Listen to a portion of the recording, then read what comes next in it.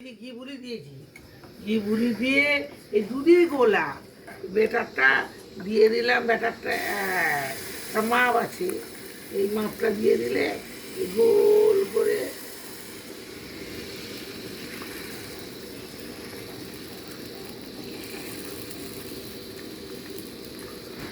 গোল করে হলো। হয়ে এবার এইটা আমাকেও নিবি, এইটা চাপা দিয়ে দিলাম। হ্যাঁ, চাপা দিলে কী হবে, একটু ফেঁপে যাবে। ফেঁপে গেলে জিনিসটা সুন্দর হয়ে গেল। তাতে এবার ব্যাটারের ওপরে এবার কী দেবো, ভেপে গেলে একটু পুর দেবো, দিয়ে ঠিক আমলেটের মতো সুন্দর ভাঁজ করে করে একদম পাটিসাপটা তৈরি হয়ে যাবে। আবার ঘি ছড়িয়ে দিলে গিয়ে ভাজা হয়ে গেল। ভাজা হয়ে গেলে খেলে এই যে ভেজে রেখেছি, এইটাকে যদি আবার দুধ মেরে ক্ষীর করে তাতে যদি আবার ডুবি দেওয়া হয়, ও দুধে ফেলি তাকে দিয়ে কদলি দুলে কি সুন্দর চেটে মুচে খায়। কিন্তু সেটা তো দুধ পাওয়া যায়নি এখন। এখন এই দুধে গুলেই আমি ব্যাটারটা তৈরি করেছি, শুধু দুধে, জলও নেই, কিছু নেই, খাঁটি দুধের জল, ময়দা, একটু সুজি, একটু বিউলির ডাল বেটে ব্যাটারটা তৈরি করে দিয়েছি। নিয়ে এই ভেপে গেছে।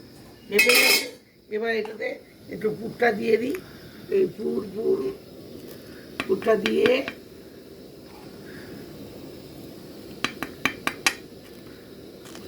পুরটা দিলাম, দিয়ে এবার এটাকে মুড়তে হবে।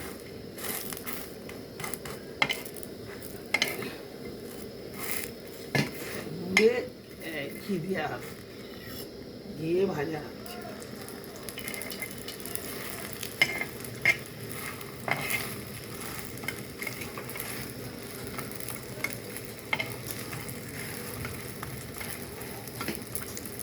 ঘি ভাজলে শুধু ঘি, খাঁটি ঘি নদিয়া থেকে এনেছে আমার মান্না ভাই দিয়েছে।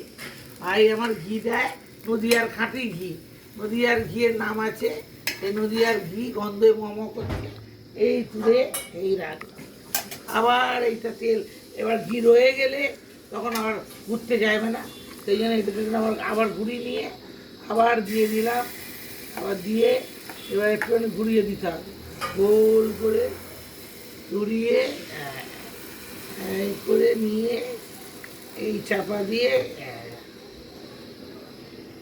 হয়ে গেল।